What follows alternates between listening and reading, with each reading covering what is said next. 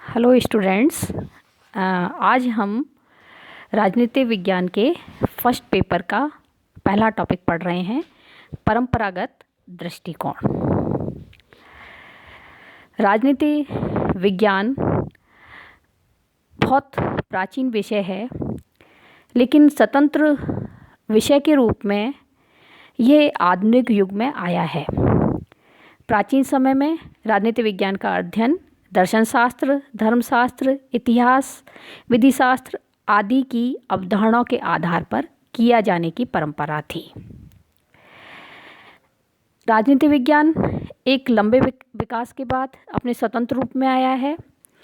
इसलिए राजनीति विज्ञान का जब हम अध्ययन करते हैं तो यह दो दृष्टिकोणों के आधार पर किया जाता है।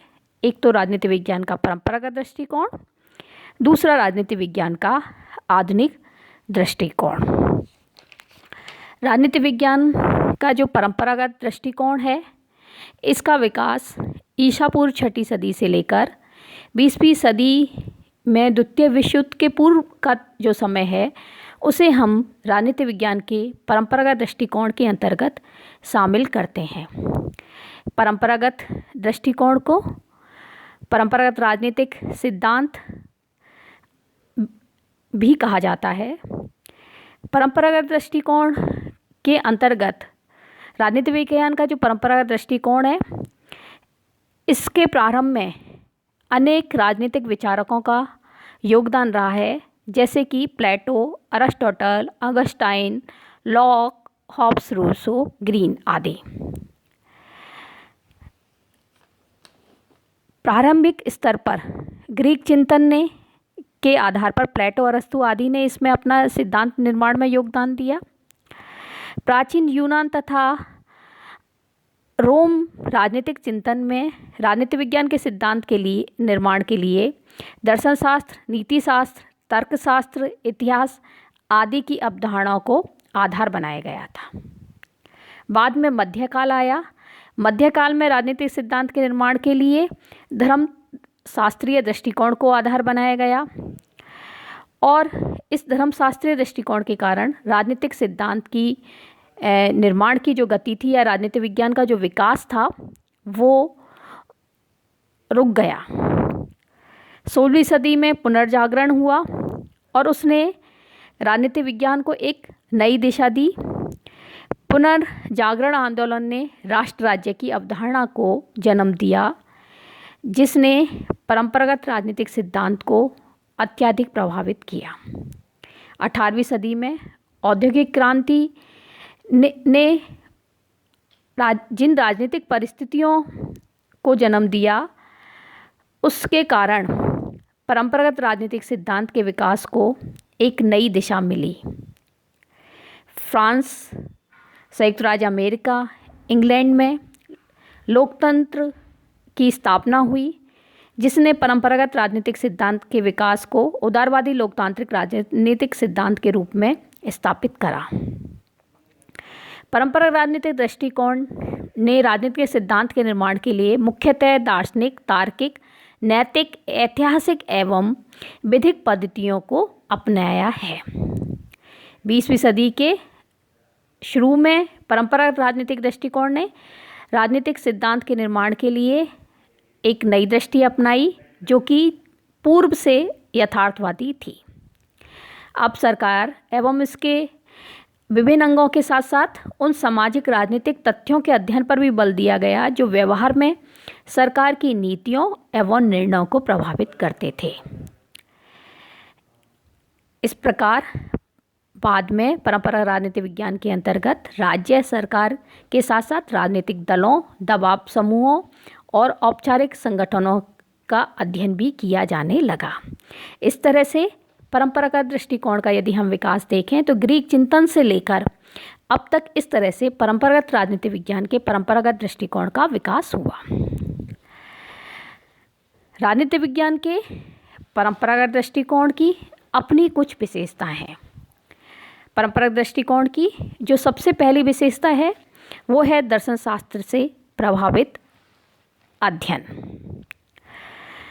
परंपरागत राजनीति विज्ञान की का जो काफ़ी भाग है, यदि हम प्राचीन समय में देखें, ग्रीक और यूनानी चिंतन में विशेष तौर पर देखें और मध्यकाल में देखें, तो यह दर्शन शास्त्र से बहुत ज़्यादा प्रभावित था। परंपरागत जो राजनीति विज्ञान थे, राजनीति विज्ञानी थे, उन्होंने राजनीति विज्ञान और दर्शन शास्त्र में घनिष्ठता को स्वीकार किया और उन्होंने राजनीति विज्ञान को एक दर्शन शास्त्र की उपशाखा के रूप में माना। हम उदाहरण ले सकते हैं कि प्लेटो ने जो अपने दार्शनिक राजा की स्थापना करी या दार्शनिक राज्य की स्थापना की बात करी, या रूसो की सामान्य इच्छा, ये सारी जो अवधारणाएं हैं ये राजनीतिक दर्शन से ली गई हैं। इस प्रकार ग्रीन का यह मत कि राज्य का आधार शक्ति नहीं इच्छा है, ये राजनीतिक दर्शन से ही लिया गया है।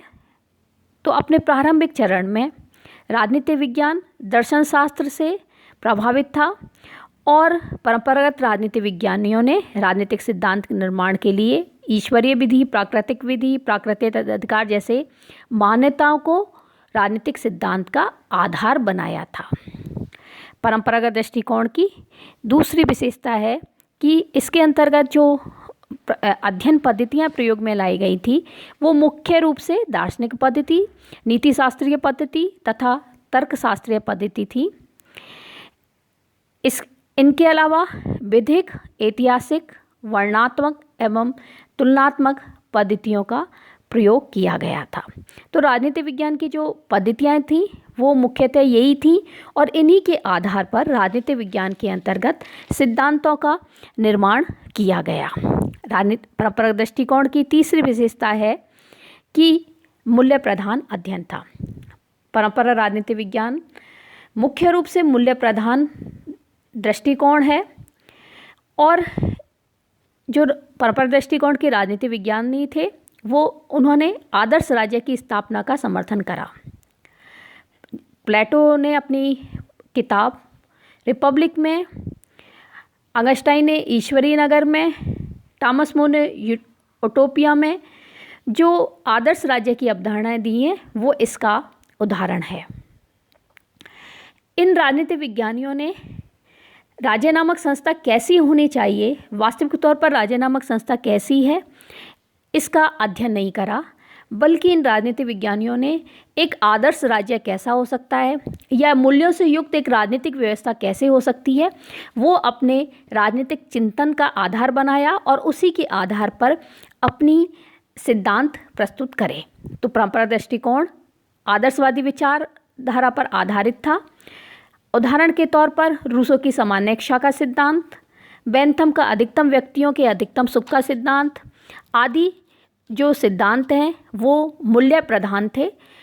मूल्य प्रधान का तात्पर्य है कि क्या होना चाहिए, क्या अच्छा है।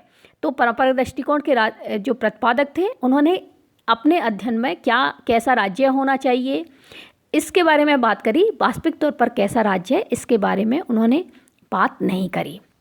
राजनीति विज्ञान की चौथी विशेषता है व्यक्तिनिष्ठ अध्ययन। परंपरागत राजनीति विज्ञान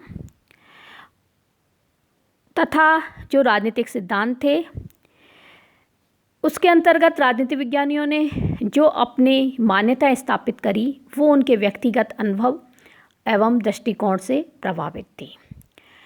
परंपरागत राजनीति विज्ञान का अध्ययन व्यक्तिनिष्ठ या व्यक्ति सापेक्ष था, अर्थात इसका तात्पर्य है कि जब राजनीति विज्ञान के अंतर्गत वो कोई सिद्धांत स्थापित कर रहे थे या कोई भी विचार प्रस्तुत कर रहे थे वो उनकी जो व्यक्तिगत सोच है या उनके व्यक्तिगत विचारों से प्रभावित था। हम जैसे उदाहरण के तौर पर हम ले सकते हैं कि सामाजिक समझौता सिद्धांत को हॉब्स, लॉक, रूसो तीनों ने ही सामाजिक समझौता सिद्धांत को दिया, लेकिन सामाजिक समझौता सिद्धांत तीनों का अलग अलग है।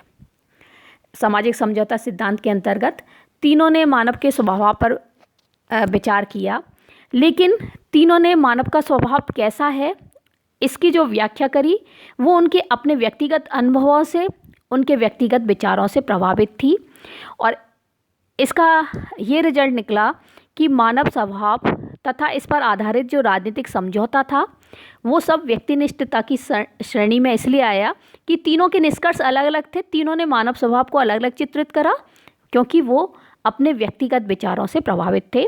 तो परंपरागत दृष्टिकोण के अंतर्गत जो भी अध्ययन किया गया वो व्यक्तिनिष्ठ अध्ययन था और इसके अंतर्गत तथ्यों की उपेक्षा की गई थी। परंपरागत राजशास्त्रियों के व्यक्तिनिष्ठ अध्ययन का मूल कारण उनके द्वारा जो पद्धतियाँ अपनाई गई थी, जैसे कि दार्शनिक पद्धतियाँ थी जो कि अपनी नेचर से व्यक्तिनिष्ठ पद्धतियाँ हैं। ऐतिहासिक या वर्णनात्मक जो पद्धतियाँ भी प्रयोग की गई थी वो भी तथ्यात्मक नहीं थी, इसलिए जो राजनीतिक अध्ययन किया गया वो व्यक्तिनिष्ठ अध्ययन था। नेक्स्ट विशेषता है परंपरागत दृष्टिकोण की कि अध्ययन विषय में निरंतरता। परंपरागत राजनीति विज्ञान के अंतर्गत अध्ययन जो क्षेत्र था वो सामान्यतः एक जैसा रहा, उसमें जो परिवर्तन हुए वो बहुत सीमित ही हुए और इसलिए परंपरागत दृष्टिकोण के अंतर्गत अध्ययन क्षेत्र में हम निरंतरता देखते हैं। जैसे कि प्रारंभ से लेकर यदि हम 20वीं सदी के मध्य तक देखें तो राजनीति विज्ञान के अध्ययन के जो मुख्य केंद्र बिंदु रहे वो राज्य सरकार या राज्य एवं सरकार के औचित्य, राज्य एवं सरकार क्यों होने चाहिए, एक आदर्श राज्य किस तरह का होगा, न्याय, स्वतंत्रता, समानता, अधिकार, राष्ट्रवाद आदि धारणाओं का इसके अंतर्गत दार्शनिक एवं मूल्यात्मक अध्ययन किया गया था। तो परंपरा दृष्टिकोण के अंतर्गत जो अध्ययन की विषय वस्तु थी वो सामान्यतः प्रारंभ से लेकर अंत तक एक समान ही रही। राज्य सरकार के औपचारिक या जो संस्थाएं थी उनका औपचारिक अध्ययन किया गया और उनका आदर्शवादी अध्ययन किया गया था। जो अवधारणाएं का भी अध्ययन किया गया था वो भी न्याय, स्वतंत्रता, समानता, अधिकार आदि पर ज़्यादा विचार राजनीतिक विज्ञानियों के द्वारा किया गया। परंपरागत दृष्टिकोण की नेक्स्ट विशेषता है कि यह मुख्यतः संकुचित अध्ययन था। राजनीतिक विज्ञान के अंतर्गत परंपरा दृष्टिकोण में के अध्ययन क्षेत्र के अंतर्गत जो अध्ययन किया गया वो संकुचित और सीमित इसलिए था क्योंकि इसके अंतर्गत एक तो केवल राज्य और सरकार का अध्ययन किया गया था। राज्य एवं सरकार के अध्ययन के भी अंतर्गत मुख्यतः उदारवादी संविधानों एवं शासनों का ही अध्ययन किया गया था।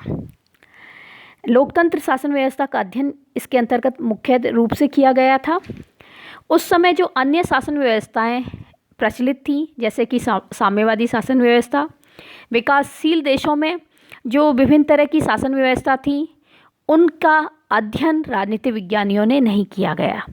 अतः परंपरागत राजनीति विज्ञान के अंतर्गत अध्ययन संकुचित था और उदारवादी संविधानों एवं शासनों का भी जो अध्ययन किया गया वो भी सैद्धांतिक और आदर्शवादी अध्ययन था। वास्तविक तौर पर किस तरह की राजनीतिक व्यवस्था है इसका अध्ययन नहीं किया गया था। उदारवादी संविधानों एवं शासन प्रणालियों का अध्ययन औपचारिक, कानूनी एवं संस्थागत दृष्टि से ही किया गया था। अतः यह मुख्यतः संकुचित अध्ययन था। ये परंपरागत दृष्टिकोण की मुख्य विशेषता है। परंपरागत दृष्टिकोण के अनुसार राजनीति विज्ञान की परिभाषा।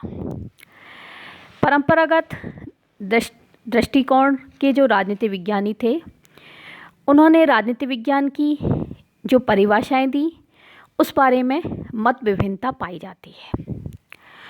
कुछ राजनीति विज्ञानियों ने राजनीतिक विज्ञान की डेफिनेशन केवल राज्य के अध्ययन के संदर्भ में दी, कुछ ने सरकार के संदर्भ में दी और कुछ ने राज्य एवं सरकार और मानव तत्व के संदर्भ में दी।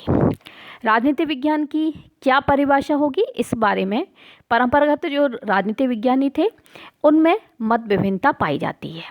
पहला जो मत है राजनीति विज्ञानियों का, उनमें से पहला मत है कि राजनीति विज्ञान केवल राज्य का अध्ययन है। अनेक जो राजनीति विज्ञान थे उन्होंने ये माना कि राजनीति विज्ञान राज्य नामक संस्था के अध्ययन का विषय है और इसका समर्थन उन्होंने इस आधार पर करा कि राजनीति शब्द अंग्रेजी शब्द पॉलिटिक्स का पर्यायवाची है और पॉलिटिक्स की उत्पत्ति यूनानी भाषा के पॉलिस शब्द से हुई है, जिसका अर्थ नगर राज्य है।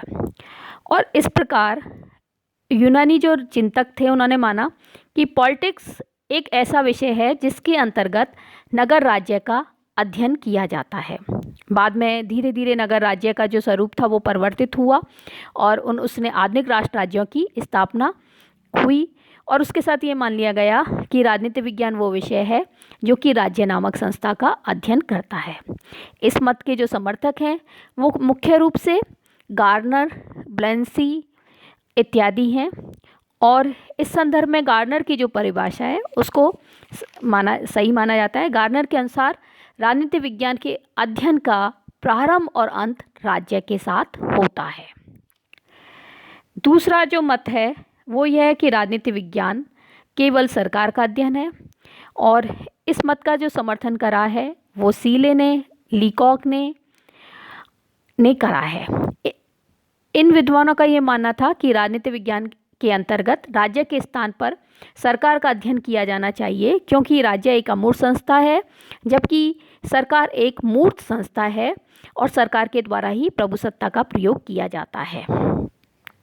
इसलिए इन राजनीति विज्ञान ने राजनीति विज्ञान की जो डेफिनेशन दी वो सरकार के संदर्भ में दी।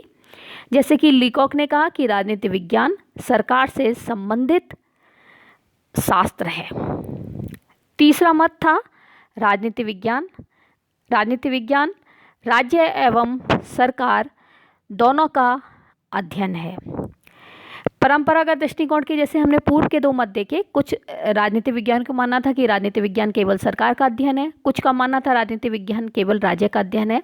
लेकिन अन्य विद्वानों का मानना था कि राजनीति विज्ञान के राज्य एवं सरकार दोनों के अध्ययन से संबंधित है, क्योंकि उनका ये मानना था कि राज्य एवं सरकार दोनों में घनिष्ठ संबंध पाया जाता है। राज्य अमूर्त संरचना है तो सरकार उसे मूर्त रूप देने का कार्य करती है और राज्य प्रभुसत्ता को धारण करता है और सरकार प्रभुसत्ता का उपयोग करती है। अतः राजनीति विज्ञान के अंतर्गत इन दोनों का अध्ययन किया जाना चाहिए। इस मत के जो समर्थक राजनीति विज्ञानी हैं वो पॉल जेनेट और डिमॉक और गिलक्राइस्ट हैं।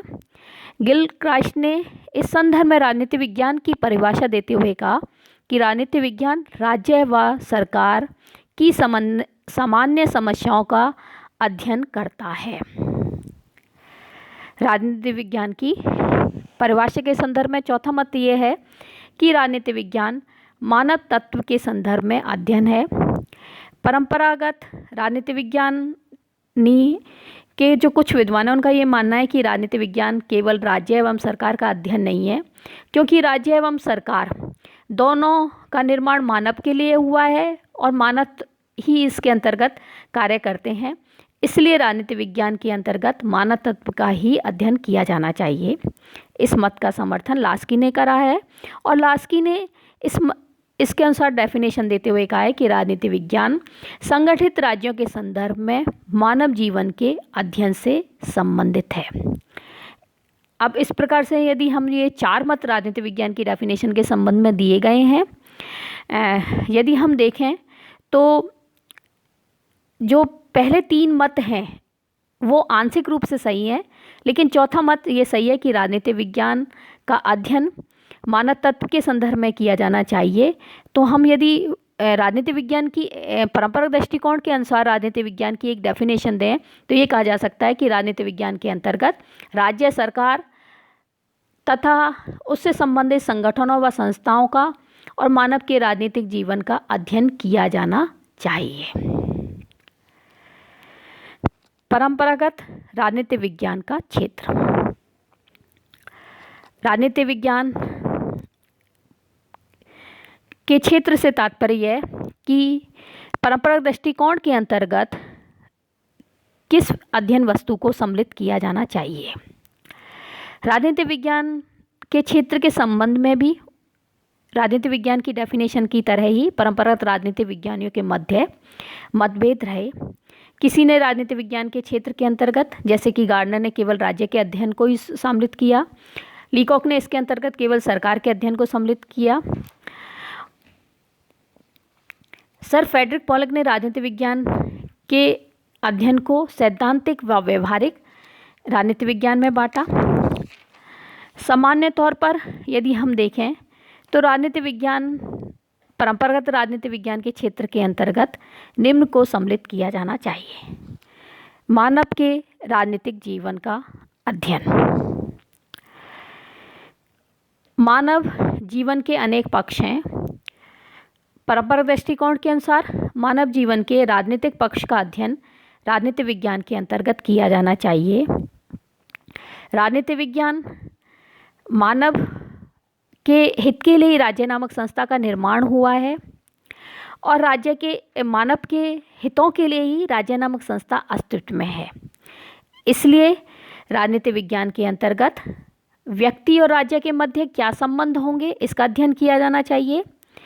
राजनीति विज्ञान के अंतर्गत इसका भी अध्ययन किया जाना चाहिए कि राजनीतिक समाज में राज्य के द्वारा व्यक्ति को कौन कौन से अधिकार प्रदान किए गए हैं और व्यक्ति के द्वारा राज्य के प्रति किन दायित्वों का पालन किया जा रहा है। राजनीति विज्ञान राज्य द्वारा व्यक्ति के नियंत्रण तथा व्यक्तियों द्वारा राज्य की नीतियों को प्रभावित करने वाले तथ्य का अध्ययन भी करता है। परंपरागत राजनीति विज्ञान परंपरागत दृष्टिकोण के क्षेत्र के अंतर्गत दूसरा जो है तथ्य वो है राज्य का अध्ययन। राजनीति विज्ञान के अध्ययन का जो प्रमुख विषय है वो राज्य है। यदि हम देखें तो प्राचीन काल से लेकर अब तक राज्य विकास की विभिन्न अवस्थाओं से गुजरा है।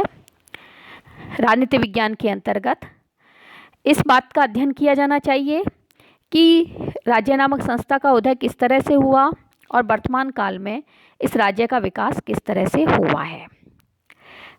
प्राचीन समय में राज्य नामक संस्था का कार्यक्षेत्र बहुत सीमित था और वर्तमान समय में इसका कार्यक्षेत्र में वृद्धि हुई है। तो राजनीति विज्ञान के अध्ययन के अंतर्गत इन सब का अध्ययन किया जाना चाहिए कि राज्य नामक संस्था अतीत में कैसी थी और अतीत में राज्य नामक संस्था के द्वारा कैसे कार्य किए जाते थे। वर्तमान में राज्य नामक संस्था कैसी है वर्तमान में, क्योंकि हम यदि आधुनिक समय में देखें तो राष्ट्र राज्य का रूप अब राज्यों ने ले लिया है। तो अब राष्ट्र राज्यों के क्या दायित्व हैं, किस तरह से अब लोक कल्याणकारी राज्य की अवधारणा को अपना लिया गया है, राज्य के क्या प्रमुख कार्य हैं, राज्य के द्वारा व्यक्ति को क्या अधिकार दिए जा रहे हैं, राज्य के द्वारा किस तरह से अपनी संबंधों का विदेश नीति का संचालन किया जा रहा है, इन सब का अध्ययन राजनीति विज्ञान के अंतर्गत किया जाना चाहिए। इसके अलावा भविष्य में राज्य नामक संस्था किस रूप में विकसित हो सकती है, अभी जो विभिन्न विचारधाराएं राज्य नामक संस्था के कार्यक्षेत्र के संबंध में हैं, उन विचारधाराओं का अध्ययन राजनीति विज्ञान के अंतर्गत किया जाना चाहिए। भविष्य में राज्य नामक संस्था का संगठन लोकतांत्रिक होगा या उसकी नीतियां अधिक लोक कल्याणकारी होगी या किस तरह से राज्यों का एक समूह बन सकता है, इन सब का अध्ययन भी राजनीति विज्ञान के अंतर्गत किया जाना चाहिए। राजनीति विज्ञान के अध्ययन क्षेत्र के अंतर्गत तीसरा है सरकार का अध्ययन। राजनीति विज्ञान के अध्ययन का एक प्रमुख विषय सरकार है। राजनीति विज्ञान के अंतर्गत सरकार के जो विभिन्न शासन सरकार से संबंधित जो विभिन्न शासन प्रणालियां हैं उनका अध्ययन किया जाना चाहिए। विभिन्न शासन प्रणालियों का तुलनात्मक अध्ययन भी किया जाना चाहिए।